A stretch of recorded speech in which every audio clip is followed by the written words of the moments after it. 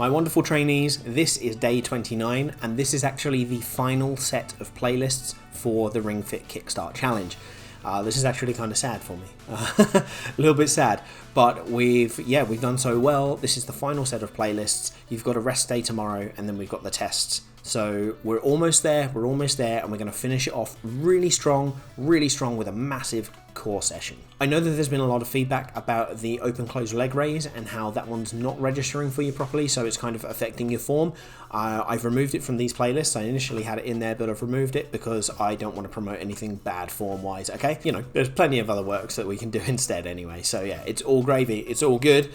Warm up, get your water ready, let's do this one more time. So, level 1s, this is a 6-move circuit. Rest 30 seconds between each move and rest 2 minutes at the end. We're going 3 rounds minimum, alright? Start by priming the body with knee lift. Stretching the ring up high with your arms in rhythm will give an additional stretch on the core, which helps it prime it for the work we're going to do today. Stand still and do the overhead bend, bending forward and returning with the movement generated by the core and hips here. Have a slight bend in your knee and don't arch your back when performing this. Next, we're going to do a quick round of the core crushing mini game. Have the core braced the entire time and don't swing the hips too far either side. Let the upper body and core do the majority of the lateral turning. Get into the overhead lunge twist, an excellent move which provides a stretch on the hip along with good work on the oblique muscles at the side for some work with the deep transverse muscles of the core as well. Ooh, that's a mouthful. Keep the ring high and the core braced. Now take a seat for the final 2 moves. We've got seated ring raise and Russian twist. The further you stretch out your arms, the longer the lever against gravity and therefore the better the move will work for you. Well done. Rest for 2 minutes and repeat. Go for 3 rounds minimum, and if you're up for it after that, do another extra round. My level 2s, let's smash this last playlist. Get your knee lift on to warm up and stretch at the top of the range for the ring movement. It will give that great core benefit to prime it for this upcoming work. Now, let's get some dedicated on with multiple planes of movement with the overhead side bend followed by the overhead bend. The lateral movement of the side bend complements the hip and core focuses of the overhead bend. Now, your arms must be quite tired from holding that ring up, but hang in there for the overhead lunge twist. This is fairly close to using the posterior sling system, so keep those legs static, work hard with the twist. We'll then drop to the floor for knee to chest, keeping the upper body still and just moving through the legs. For more benefits, try to keep your feet off the floor the entire time. Next, lay slightly further back for the leg scissors. It's a rapid lateral movement, but it's very worth doing, a lot of good benefits on the hips. Now, get to your feet for the final move, chair pose. Stretch out your arms as far as you can for most of this movement, shake it off, and that's a round. Rest up for 2 minutes and repeat, my trainees. We're doing 3 rounds minimum and 5 rounds maximum. It's up to you and your fatigue level. Well done. Okay, level 3s, let's kick this off for one last playlist. Warm up with the knee lift before dropping into overhead squat. This may feel out of place, but keeping the ring over your head whilst moving through legs and hip and core will challenge you, and it's a surprisingly effective core bracer. Next, hinge over for the pendulum bend.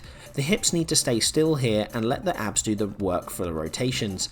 Stand and lunge for the overhead lunge twist. Bracing the core here and twisting through the abs reaps benefits, and it helps work the posterior sling system as well, so it's a worthy move for your body in general. Next, we get to the floor for boat pose. It's a difficult move. Unfurl the body from the start position slowly and try not to let your legs drop to the floor. If you're unable to perform this well or safely, substitute knee to chest instead. Shake yourself off with overhead hip shake, tense the quads and chest to try and keep your body still and just move through your hips. You'll feel it better this way. Now get to the floor for the last 2 moves, seated ring raise and Russian twist. Keep the arms outstretched as far as possible to increase the intensity of this move and really hit the abs as best as possible. Well done for smashing that round. Rest for 2 minutes and repeat, my trainees. We're doing 3 rounds minimum, 5 rounds maximum, up to you and your fatigue level. Amazing work as always. And there we go. Amazing work, trainees. That is the final set of playlists. They are done. You've worked incredibly hard. You should be incredibly happy that you've brought yourselves this far. You've persevered with it for so long and you've got this as part of your routine now. You know how the core movements work, you know how exercises should be structured. It's fantastic work, and I think that's really good. I think you should be really proud of that progress that you've made. Now, today's fit fact. Obviously, we've just done circuits, and there's also HIIT training. There's a lot of different types of training, and I wanted to talk about one in particular, which is Tabata Training. Tabata Training is a type of high-intensity interval training that was developed by Dr. Izumi Tabata in the 90s for Olympic speed skaters.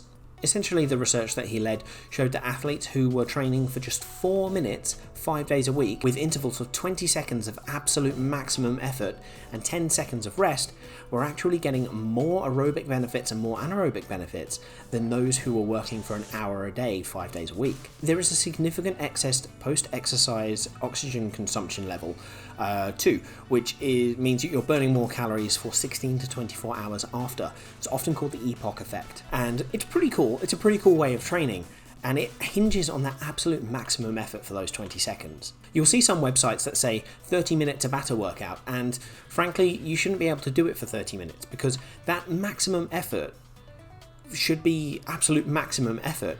And if you are able to sustain a maximum effort for 20 seconds and then 10 seconds rest, if you're able to do that for more than 10 minutes, it starts showing that you're not really doing maximum effort. You should be absolutely exhausted by the end of those 10 minutes. Dr. Tabata was doing 4 minutes with his athletes and they were showing amazing effect. So you shouldn't really, you need to put in that proper maximum effort, and you shouldn't really be able to sustain a maximum effort for half an hour, right? I'm not a doctor, but I wouldn't to any of my clients prescribe more than 10 minutes anyway. Personally, what I do when I do Tabata is I do a 10-minute warm-up using the moves that I'm going to be using for that Tabata workout. So if I'm doing a bodyweight one where I'm doing push-ups and squats and stuff, I'm doing kind of gentler ones for those 10 minutes to make sure that my joints are all warmed up, to make sure there's no problems with my body or anything like that. And then I go for those maximum effort for 8 minutes, and then I'm exhausted, and then I cool down for 12 minutes, and that's a half-hour workout. Technically, you could call that a half-hour Tabata workout, but it's not Tabata for more than 10 minutes, whereas those websites are actually saying, like, you're doing the Tabata section for half an hour, which, no. Now, I would suggest doing additional research before doing it yourself, checking it out, because you are working at 90% of your maximum heart rate with this. That's what it means by maximum effort. And you've got to make sure that you are capable to do it. So if you are doing it, you start feeling sick, you start feeling faint, you start feeling like, oh my God, what am I doing? You need to stop immediately, and you need to walk it off, you need to rest. And that's absolutely fine. You know, you need to build up to that sort of intensity. So it makes sense. But yeah, do a little bit of research. I think it's a really cool training method, but yeah, worth talking about. Anyway, thank you for your time today. I hope you've enjoyed the final set of playlists. And yeah, I'm going to see you tomorrow for a nice rest. It's a nice rest tomorrow, and then we're testing on Sunday. Let's do this.